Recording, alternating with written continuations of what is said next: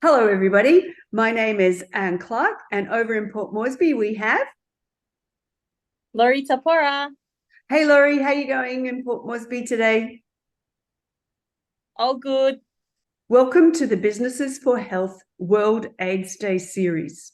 You may be listening, you may be watching, but over the next 10 weeks, we aim to provide for you something to help you learn, discuss, and help to address the HIV issue, which is ongoing in Port Moresby and in Papua New Guinea.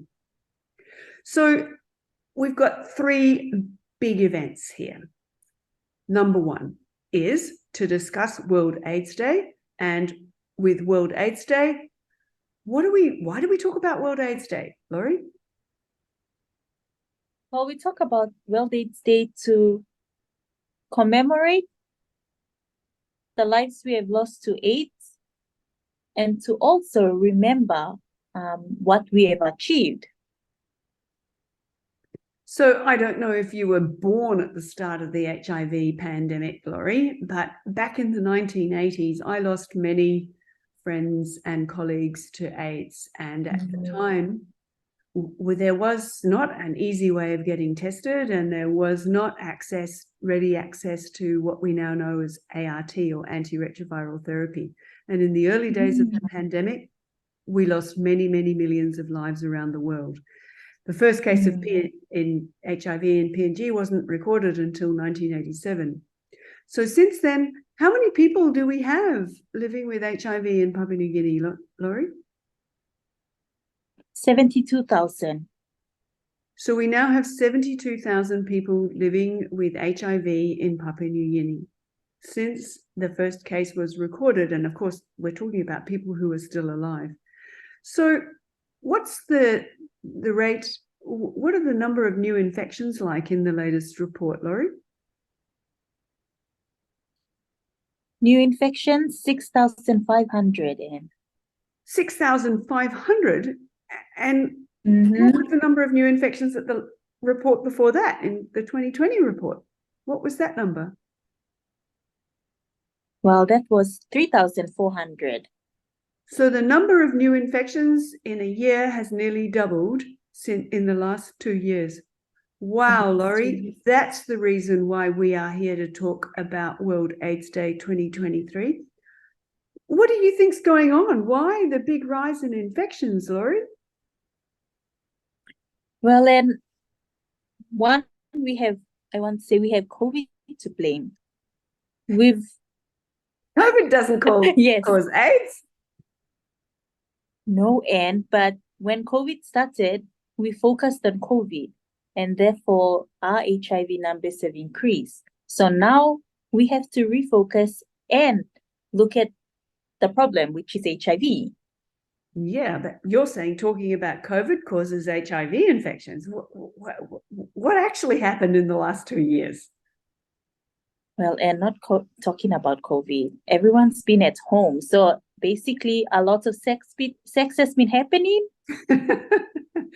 I'm afraid that I think you might be right. Not only has been there a lot of sex, but there's been a lot of unprotected sex if we've got nearly double the amount of new HIV infections. So in this series, I hope that we raise awareness and provide you with some tools to talk about safer sex and key issues in Papua New Guinea's HIV epidemic and how they affect working people.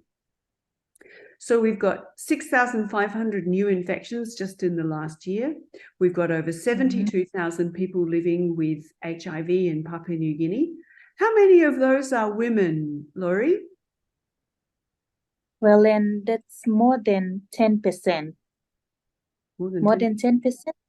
Yes. So 41,000 women are living with HIV. Okay. So more than half. Sorry, not 10%, more than half. Sorry.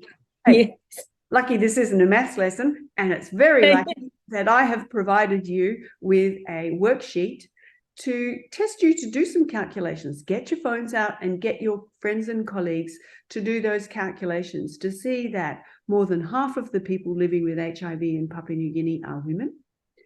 And you can delve into some of those statistic sheets that I've provided for you to make sure that you can understand what's going on there. So with that, we've got three reasons to run the series. One is to provide you with a toolbox session every week.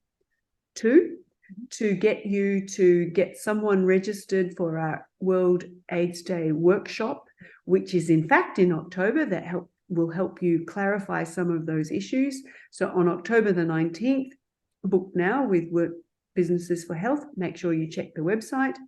And most importantly, Laurie, what happens on World AIDS Day? We wear red. We wear red. And the most important thing and the most cheerful thing and the best way to attract attention is to wear red, wear something awesome. I have a number of ideas for what I'm going to be wearing. Laurie, what's your starting wardrobe looking like? From my feet, I have a red gumboot, a red coat. I'm still yet to look for my red earrings in. All right, don't overdo it, but there's always a good excuse to shop. Look, I think we've made an excellent start. Please check the website, download the first toolbox on your HIV statistics and maths lesson. And thank you, Laurie, and I look forward to seeing you again next week for our next topic. Enjoy the worksheets. See you later. Bye, Laurie. Bye.